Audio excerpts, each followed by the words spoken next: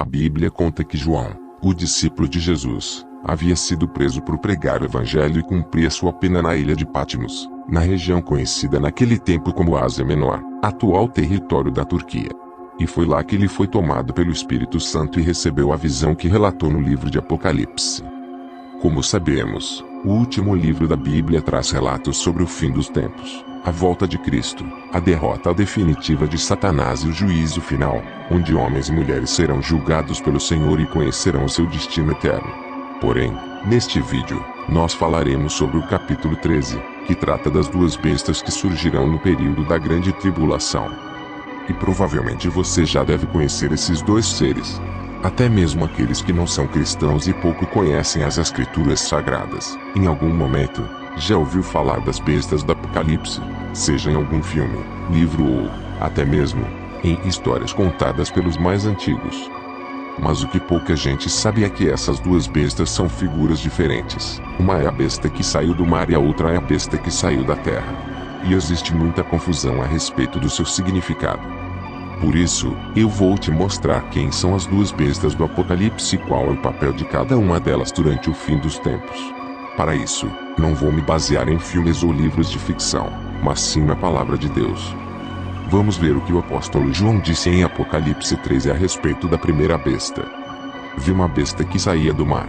Tinha 10 chifres e 7 cabeças, com 10 coroas, uma sobre cada chifre, e em cada cabeça um nome de blasfêmia.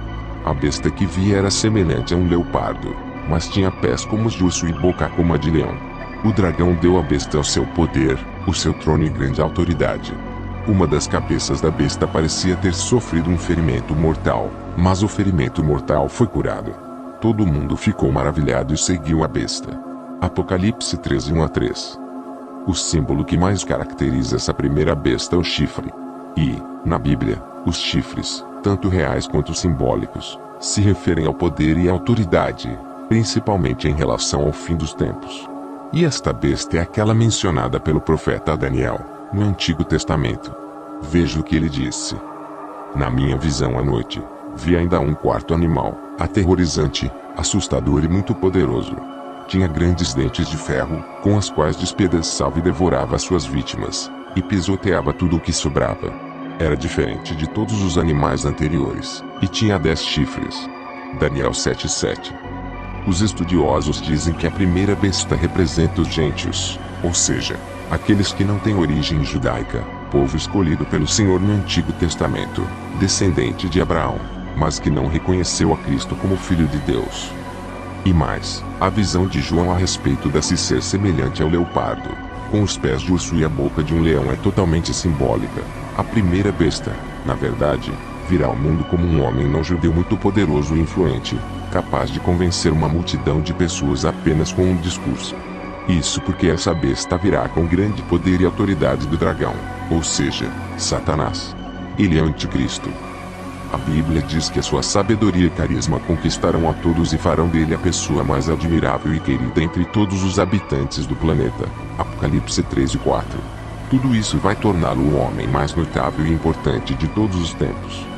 Após conquistar a confiança de todos e se tornar o líder sobre todas as nações da terra, a primeira besta mostrará a sua verdadeira face e toda a euforia diante desse ser tão poderoso se transformará em dor e aflição.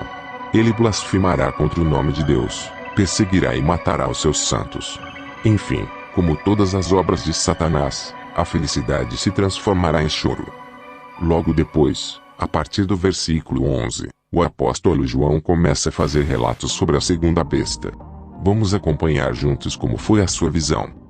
Então vi outra besta que saía da terra, com 2 chifres como cordeiro, mas que falava como dragão. Exercia toda a autoridade da primeira besta, em nome dela, e fazia a terra e seus habitantes adorarem a primeira besta, cujo ferimento mortal havia sido curado. Realizava grandes sinais, chegando a fazer descer fogo do céu à terra, à vista dos homens. Apocalipse 13, 11-13. Perceba que essa segunda besta também terá grande autoridade e fará milagres no nome da primeira besta. Assim como o anticristo, essa figura também virá em forma de homem e a Bíblia o chama de falso profeta. Há, porém, uma diferença entre elas: a segunda sairá do meio do povo de Israel. Provavelmente, A segunda besta será um grande líder religioso, que enganará muitos do seu povo e liderará as multidões na idolatria da primeira besta. Também ressuscitará mortos e até fará uma imagem falar. Apocalipse 13, 14 a 15. A segunda besta também obrigará a todos a receber uma marca na mão direita ou na testa. Ninguém podia comprar nem vender sem essa marca. O nome da besta ou seu números, 666. Porém, o governo dessas duas bestas não durará para sempre. No capítulo 19, o apóstolo João narra que Jesus voltará em glória e poder para guerrear contra o maligno e enviará essas duas figuras para o inferno. Veja o que está escrito. Então vi a besta, os reis da terra e os seus exércitos reunidos para guerrearem contra aquele que está montado no cavalo e contra o seu exército. Mas a besta foi presa, e com ela o falso profeta que havia realizado os sinais miraculosos em nome dela, com os quais ele havia enganado os que receberam a marca da besta e adoraram a imagem dela. Os dois foram lançados vivos no lago de fogo que arde com enxofre. Apocalipse 19, 2.19,20. Conclusão. Se analisarmos bem os evangelhos, veremos que o fim dos tempos será marcado pelo engano. Jesus contou que, antes do surgimento do anticristo e o falso profeta, muitos se revelariam como grandes homens de Deus para seduzir e enganar as pessoas. Foi por isso que Cristo disse: cuidado, que ninguém nos engane. Pois muitos virão em meu nome, dizendo, eu sou Cristo. E enganarão a muitos. Mateus 24, 4,5. Jesus deixou claro que esses falsos profetas farão grandes sinais e milagres. E muitos que se dizem religiosos e tementes a Deus acabarão sendo enganados por eles durante os últimos dias. Isso porque esses falsos profetas não são fáceis de identificar. Eles não surgirão com chifres na testa, mas sim como Jesus, realizando maravilhas e demonstrando amor ao próximo. Mas, como vimos, isso tudo não passará de uma grande armadilha, que poderá custar a salvação de muitas pessoas. Isso mostra que, tanto os falsos cristos, quanto as duas bestas descritas em Apocalipse, estão debaixo do domínio do próprio Satanás, que é o rei do engano. Seu objetivo no fim dos tempos é frustrar os planos de Deus, mas ele jamais conseguirá. Por isso, se você conhece a palavra de Deus e está com seus olhos fixos em Cristo, não há o que temer, pois Jesus cuidará de você e te protegerá. Muitas pessoas têm medo do livro de Apocalipse porque o leem fora de contexto e sem entender que boa parte dos relatos de João são simbólicos, ou seja, não haverá monstros com várias cabeças e chifres, cuspindo fogo em todo o mundo, e sim figuras humanas que receberão poderes do diabo para dominar o mundo e fazer o mal à humanidade.